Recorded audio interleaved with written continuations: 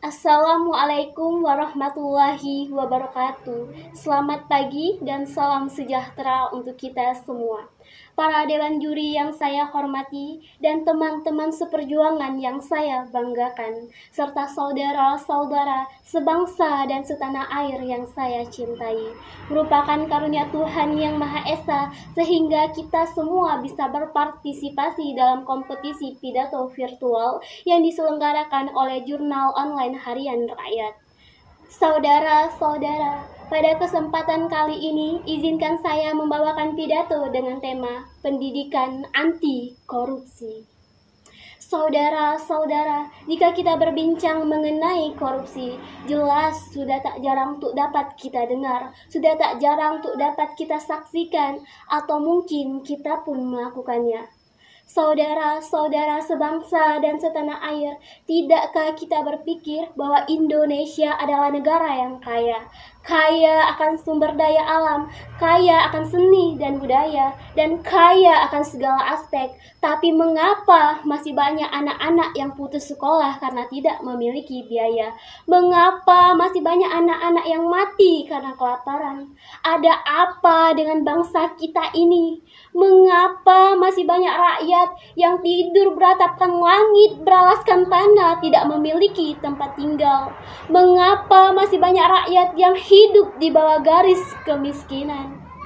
Mengapa? Karena hak-hak mereka dirampas oleh orang-orang yang hanya berpikir bagaimana caranya memperkaya diri sendiri dan kelompoknya.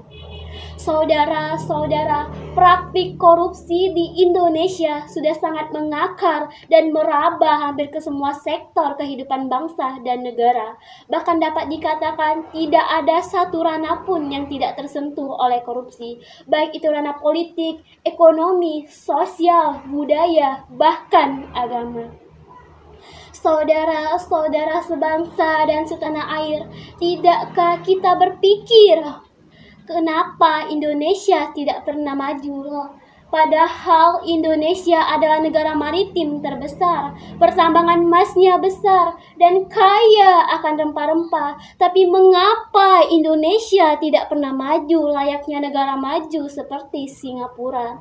Singapura maju karena memiliki hal atau apapun yang dia takuti. Singapura takut karena mayoritasnya orang Tionghoa.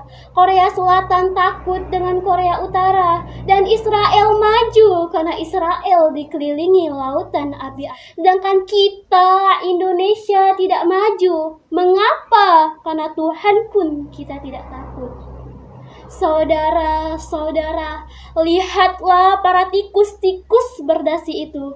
Mereka pernah berjanji, mereka pernah bersumpah di atas kitab suci kepercayaan masing-masing.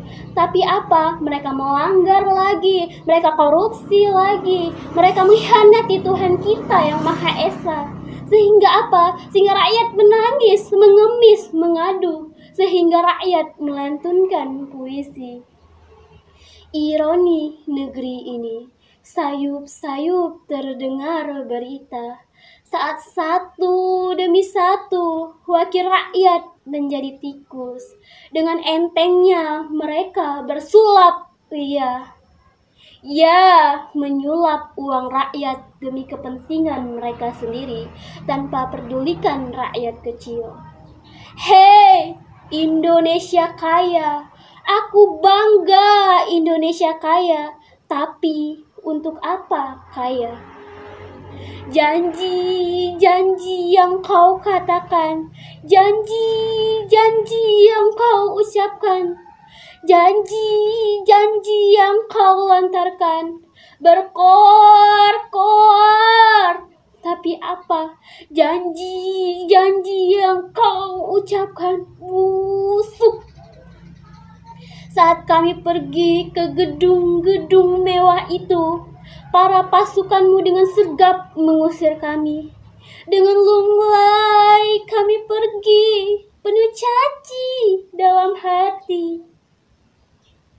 Katanya Indonesia kaya, katanya Indonesia subur, katanya uang yang diperuntukkan untuk kami Kau belikan rumah-rumah mewahmu, kau belikan mobil-mobil sportmu, sedangkan kami di sini menahan lapar. Itukah yang dinamakan pemimpin? Saudara-saudara, korupsi bukanlah hal yang biasa lagi, justru menjadi hal yang sangat luar biasa. Korupsi menjadi penyakit yang semakin hari semakin parah dan semakin sulit untuk diobati. Korupsi dapat merusak bibit-bibit kita para generasi muda yang tampaknya sudah marak di kita para pelajar. Seperti masih mencontek pada saat ujian, terlambat masuk sekolah, bolos sekolah, atau bahkan hanya menumpang nama pada saat belajar kelompok. Dengan begitu, kita sudah korupsi waktu, kita sudah korupsi nilai. Lantas, bagaimana Indonesia bisa maju jika kita, generasi mudanya saja tidak bisa menjauhi korupsi? So guys, let's together kita berantas korupsi. Karena 10-15 tahun ke depan bukan dia atau mereka, tapi kita, generasi muda yang akan memajukan Indonesia. Saudara-saudara sebangsa dan setanah air, pada tahun 2045 mendatang, tepat 100 tahun Indonesia merayakan kemerdekaannya. Kitalah generasi yang akan menentukan wajah Indonesia. Kitalah yang akan membuat sejarah. Apakah kita akan menjadikan Indonesia menjadi bangsa yang besar atau justru menjadi bangsa yang gagal?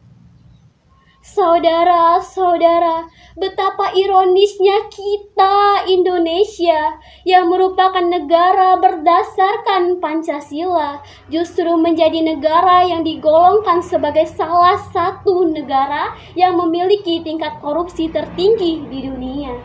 Indonesia Corruption Watch menilai hingga tahun 2022 bahwa angka kasus korupsi di Indonesia masih terbilang cukup tinggi, bahkan meningkat dari tahun-tahun sebelumnya. Saudara-saudara, lantas bagaimana cara kita untuk memberantas korupsi, khususnya pada generasi muda, generasi penerus bangsa Indonesia? Pertama, korupsi bisa diberantas dengan meningkatkan iman dan takwa terhadap Tuhan Yang Maha Esa. Kedua, korupsi bisa diberantas dengan menciptakan manusia yang bermoral dan bermartabat. Tentunya kedua cara tersebut bisa kita atasi melalui pendidikan, karena pendidikan memegang peran penting sebagai wahana penanaman dan pembentukan karakter masyarakat, khususnya masyarakat pelajar. Dan kita sebagai generasi muda harus bisa memberantas korupsi dengan bright, honest, and strong. Karena apa? Karena korupsi merupakan the root of evil dari terpuruknya generasi Indonesia. Saudara-saudara sebangsa dan setanah air, Pak Camat punya burung kenari, dijemur hingga mati. Muda-mudi sejagat negeri, satu suara anti korupsi. Ambillah papan, bawalah kayu, paku dipukul dengan tembaga. Maafkan salah kata-kataku, namanya juga manusia biasa. Sekian pidato dari saya, terima kasih atas perhatiannya. Pergi ke pasar bersama Bang Dedi, berfoto-foto sama Manji. Jikalau kita bertemu nanti, jangan sungkan untuk berselfie. Saya akhiri, wassalamualaikum warahmatullahi wabarakatuh.